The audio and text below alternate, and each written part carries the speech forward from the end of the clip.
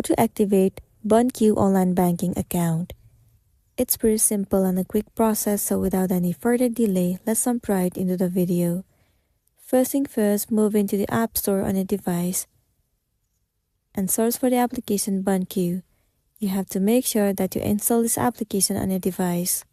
Once you have installed, tap on Open. Wait for a while for the app to open.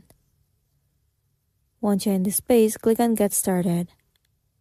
Now, in order for you to create an account, first thing first, you have to enter the mobile number. Once you have entered your specific number, click on Next.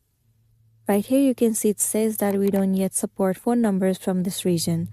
Enter a phone number from the European Economic Area, which means that it is not possible to create an account from your region.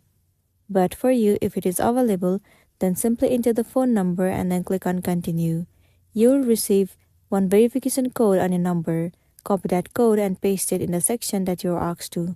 After that, follow the instructions and then create an account. So that's the end of the video. If this video helped you, give it a like and check out our next tutorial. Thank you.